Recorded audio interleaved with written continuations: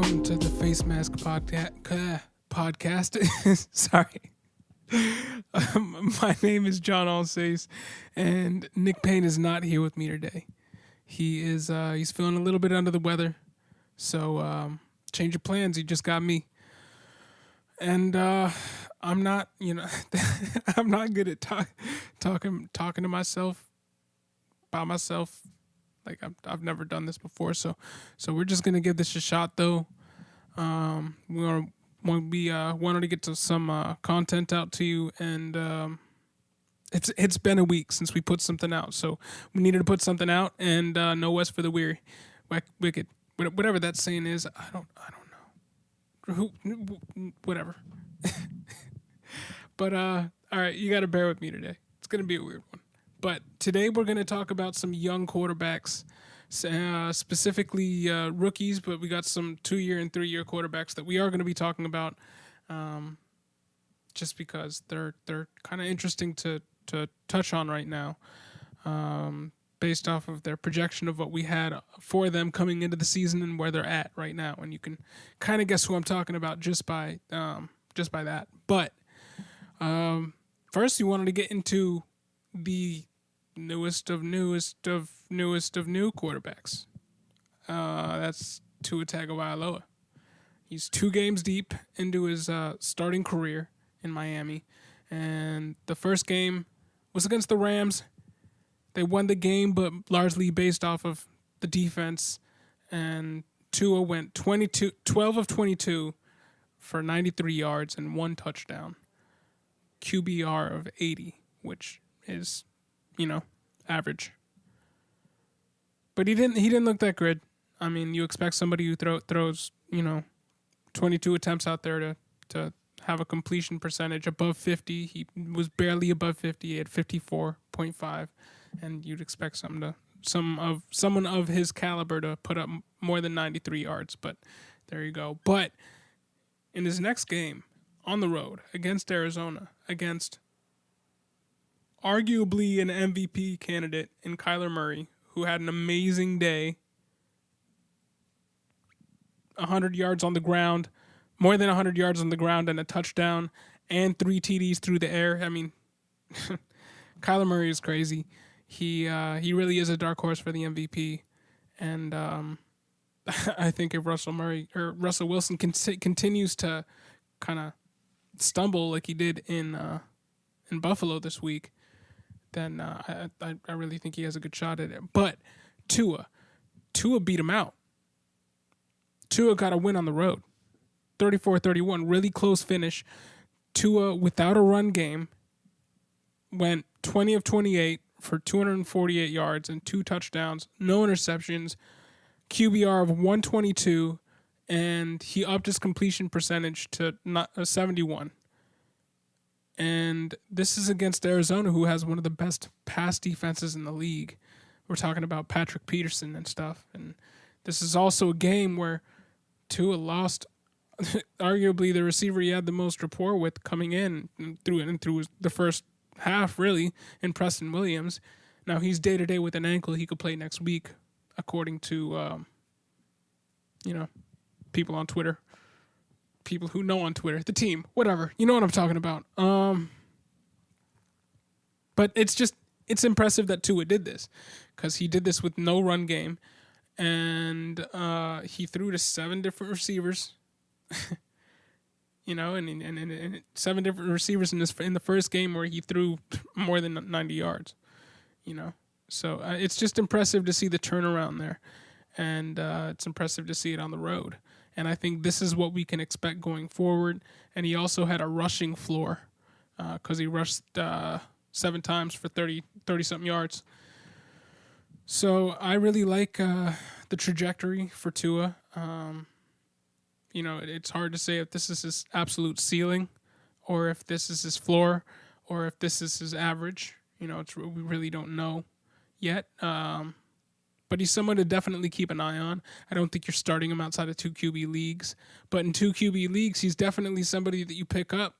Or if he's still on the waiver wire, definitely pick him up. Because, he could be a league winner for you by the end of the season. And that hurts to say because I'm a Bills fan and I hate the Dolphins. But Tua looked really good. But moving on, let's talk about Jake Luton. Jimmy Neutron, Jake Luton. I don't know. I'm gonna mess that name up all night, but whatever. He looked really good, and in the first 2 plays of the game, he had a touchdown, and then that touchdown was to DJ Chark. Sorry, I'm not being descriptive, but then he didn't look good the rest of the game, and I really think that first play where he just explodes for that touchdown. 70-something yards, DJ Chark. I think that was just a byproduct of the defense not really being in it and expecting him to play it conservative and run on his first few plays, and he aired it out. But then after that, Houston's defense kind of buttoned it down, and he ended up going 26 of 38 for 304 yards, which is pretty respectable. Completion percentage of 68. And we'll get into that in a second. But he did have an interception after that touchdown and didn't score another touchdown after that. So, you know, outside of one play where the defense wasn't quite set yet, he didn't really do anything of note. So I don't know how long. I think the coaching staff has already said they're gonna stick with him next game.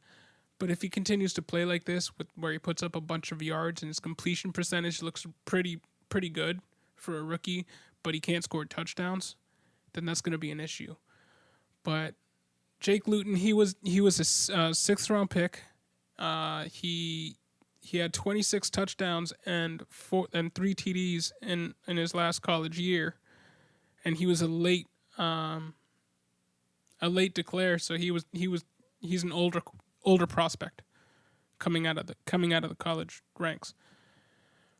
But his main thing was that he was really accurate and he wasn't going to throw interceptions.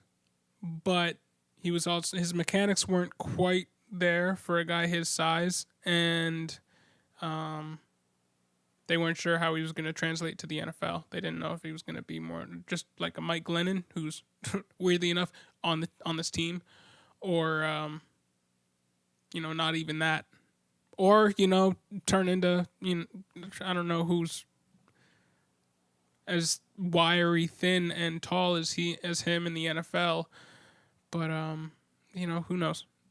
Throw him in there, but he didn't look bad, but he didn't look good. I don't think you're starting him outside of 2 QB leagues, and in 2 QB leagues, I think starting QBs in the NFL are always valuable because there are only 32 of them. And in 2 QB leagues, chances are you're rostering or trying to roster 3. So, if he's on your wire, why not pick him up? But he's a desperation play. And we'll see how long he keeps the job, because I don't know if he's playing well enough right now to keep the job. But he did. He would, they only lost the game by 2 points to Houston, and Deshaun Watson's pretty good. So if he's keeping up with Deshaun Watson, then maybe I'm not giving him enough credit. But that is what it is. He's just gonna have to live with that. And if he proves me wrong next week and lights the world on fire, then hey, I was wrong. Whatever. Nick can kill me about it later. But moving on, I wanted to talk about another quarterback who's not a rookie. He's not even a second-year quarterback, and that's Lamar Jackson. It's his 3rd year in the league, but he is only 23 right now. So you have to remember how young he was coming into the league. He was only 21 when he came into the league in 2018. But I just wanted to kind of compare and contrast his 2020 season thus far and where it extrapolates to over the course of 16 games, and compare it to 2019.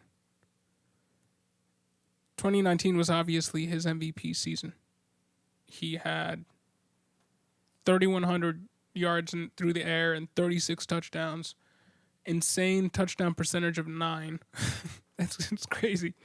The best quarterbacks have 4 or 5 in their best seasons.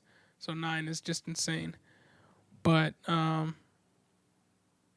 also on the ground, he put up 1,200 rush yards and 7 TDs on the ground.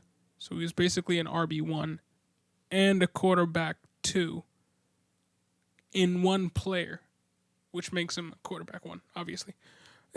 But 2019, he was the QB1, MVP season. Fast forward to this year, he's the QB 13 right now. And so you're not really, I mean, there are 12 other QBs that are putting up better points than him right now. Some of them are, have a lot less upside, but we're kind of seeing Lamar Jackson's floor right now. So just to compare and contrast where he's at right now to last season, he has 1,513 yards and 12 touchdowns right now. If you double his yardage, because we've only accounted for 8 games thus far, he's a little bit under what his total was for last year, but not by much. But his touchdowns are where we really see the issue, because if we double his touchdowns, he comes in at 24, and that's 1/3 less than 36, which is what he had last year. So his passing touchdowns are way down. So you'd hope that his rushing stats would account for that. Maybe they decided to take a little bit of responsibility off of his arm in the red zone or something, but that's not what we're seeing. His rushing totals thus far, he's at 469 yards and 3 touchdowns. If we extrapolate that over 16 games, that's at 900 something yards. And that's still crazy for a quarterback. So we have to just throw that in there. That's still crazy for a quarterback.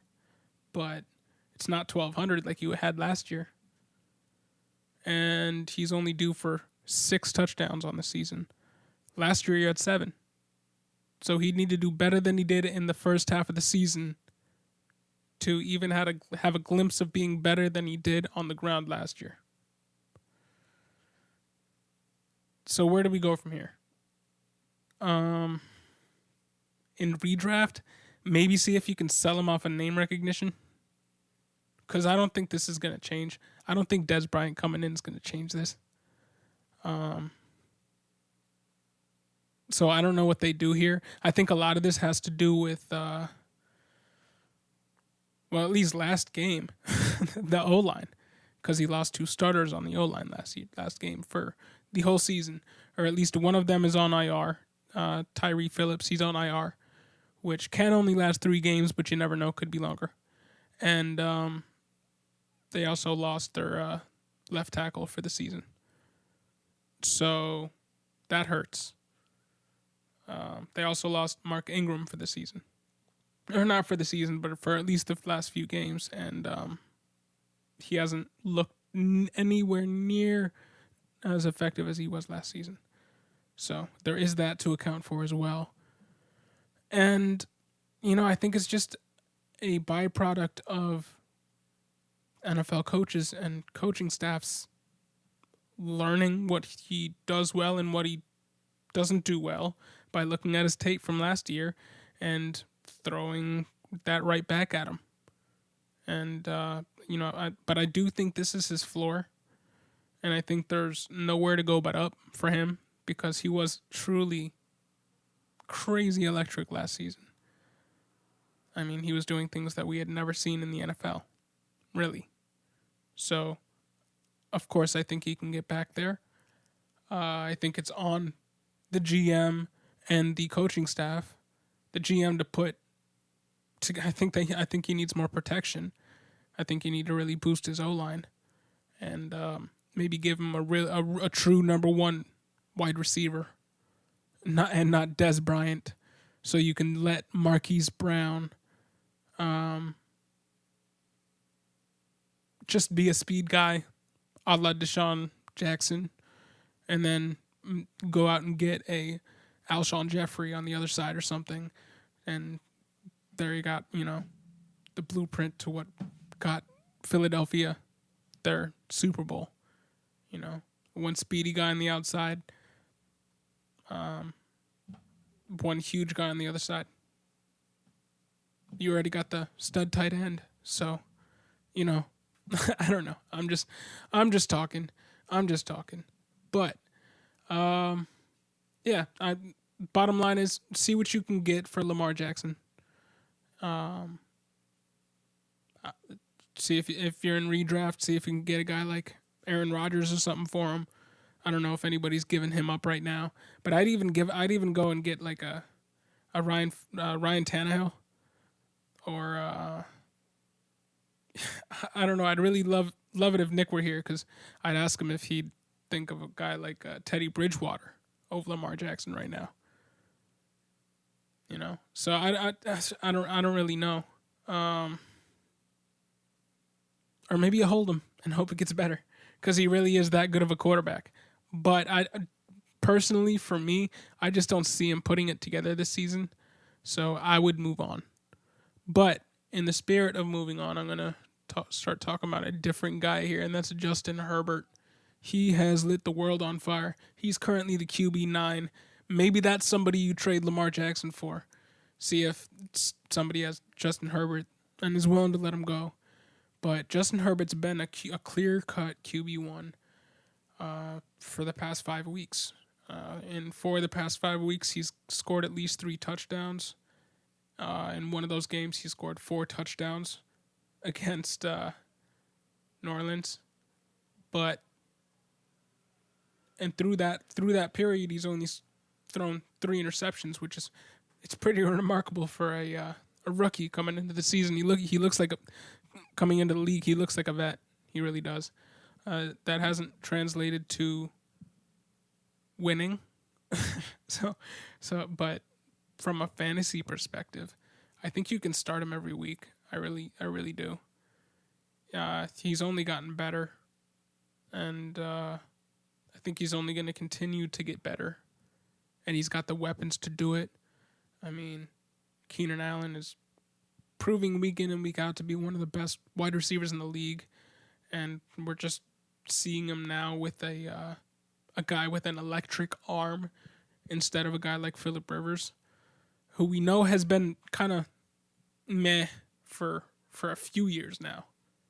So it's just kind of cool seeing Keenan Allen with the guy with the live arm. And then we also have Mike Williams and young guys like Jalen Guyton and Donald Parham at tight end. Jalen Guyton's a wide receiver. And, I mean, Hayden Hurst is still there. And the run game is absolutely nothing. Ever since Eckler got hurt, the run game really hasn't been able to produce anybody, to the point where they're now down to Kalen Ballage and Troymaine Pope. So, yeah. Joshua Kelly hasn't worked out. Or thus far, at least. He looks like a plotter. He really does. And so I don't know how much he contributes. Joe Jackson he looks good, but I think he's hurt right now. So I don't know if you can trust him. So, yeah, I mean, I'm trusting Herbert because they don't have anything else. They're obviously losing in most games, trailing in most games, so they're going to be throwing to try to win, and I think that lends itself to a whole lot of Justin Herbert points. In the past 3 weeks, he has attempts of 43, 43, and 42, and we were just talking about Tua, and for the past 2 games of his career, he's had 22 and 26. So the opportunity for fantasy points is obviously here with the Chargers. And, yeah, I like Justin Herbert. Try to see if you can get him. Moving on to another quarterback here. Kyle Allen, done for the year. We don't have to talk about him much. Alex Smith came in, threw 3 interceptions. I'd stay away from this whole offense outside of McLaurin and Gibson. But little tidbit here. With Kyle Allen out for the season and Alex Smith not looking good, not looking like a starting QB, he's a feel-good story for sure, but he's not looking like a starting QB. I think it's a good time for them to put in Dwayne Haskins again to kind of drive up his value and maybe see if they can trade him in the offseason for something to a team that could use a developmental quarterback or a bridge guy. So, yeah. Keep an eye out what happens with Dwayne Haskins. But Drew Lock is another guy I wanted to talk about. He's actually the last guy I wanted to talk about. QB 19 on the year. Obviously playing with depleted weapons. Doesn't have Cortland Sutton for the season. Noah Fant's been in and out of the lineup, so, haven't been able to rely on him. And a young quarterback's best friend is the tight end position. So, it's got to be difficult. Also, last game, another rookie, Albert Okwuegbunam, I think that's his name.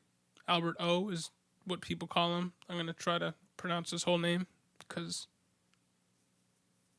we're better.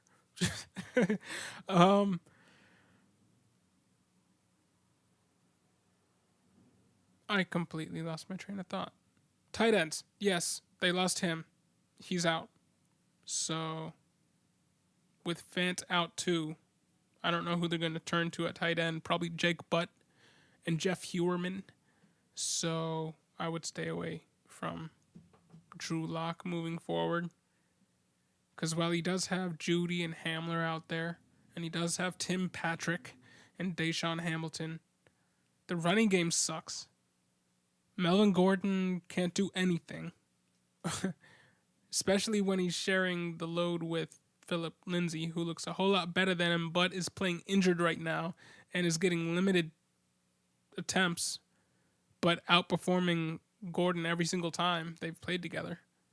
So, with this dysfunctional run game, with the depleted weapons, I would stay away from Drew Lock. He hasn't looked particularly impressive either in the last few games. He's only put up points in the fourth quarter in pure comeback mode when they've completely abandoned the run. So, yeah, I don't know. I would stay away. If I could trade him based off of the TDs that he's thrown in the past 4 quarters in the past 2 games, then do it. Yeah. But, and that's in 2 QB leagues, I'm talking. Obviously, in 1 QB leagues, I wouldn't even think you'd think about rostering him. But that's really all I got to say about him. And that's really all I got to say about all these young quarterbacks. I touched on Kyler Murray earlier. He's obviously incredible. And we went over what he did last week and how he's an MVP candidate already. Another dark horse MVP candidate in the beginning of the season was Josh Allen, and he took down Russell Wilson. He looked great doing it. He had his best game of the season, and this comes after his grandmother dying. Word came out after the game that he had heard about his grandmother dying 8 hours before, and still said to Sean McDermott, the coach, that he wanted to play. And then he went out and had probably the game of his career thus far, in this win against the Seattle Seahawks. He looked like he could do no wrong through the air. He really didn't even have to do much with his legs. And he was under pressure all day. Seattle's defense is actually really good at getting to the quarterback, despite how bad they are at stopping the pass. they like to blitz a lot, but that leaves them like wide open because they don't have the excuse me, they don't have the corners and the safeties to really lock it down. So, Josh Allen looks great. He's got great weapons around him. He's in a scheme that is QB friendly by all accounts, and he's keeping plays alive. He's looking like Ben Roethlisberger out there a little bit, and young Ben, and it's fun to see. So he's a QB1 obviously moving forward, and I don't know if you can buy him from anybody right now. I really don't. If you can, sure, try, but I don't know what it would take if I had him to let him go, but that just might be me as a Bills fan. So, are there any other young quarterbacks that are missing? Josh Rosen. Don't need to talk about him. I think that's it. I might be having a complete brain fart, but Joe Burrow, obviously, Joe Burrow. He's doing great. Do I really even need to get into him? I guess I do. He hasn't been quite as good as Justin Herbert has, but he's been pretty impressive considering this is his first year in the NFL. This Cincinnati has run some of them, like the third most offensive plays in the league this far. So he's had a lot of opportunity for fantasy production, and he's delivered. He has a bunch of 300-yard weeks in there, multiple multi-TD games. He did have a 4-game, 1 interception a game streak for a while there, but he broke it last game against Tennessee. He had 1 game in there against Cleveland where he put up 406 yards through the air and three TDs, and he does have a rushing floor too. He's had 1 game where he put up 56 rushing yards and a TD. So he's been impressive. He's only gonna get better. He'll get Joe Mixon back soon. He's shown rapport with Tyler Boyd and with T. Higgins, and that'll only grow. And I mean, it's only up from here. But if you have him and you can trade him for Justin Herbert, I would. Because I think Justin Herbert's the real deal. I really do. I mean, he's lighting the world on fire. And Joe Burrow is 24 right now, and Justin Herbert is 22.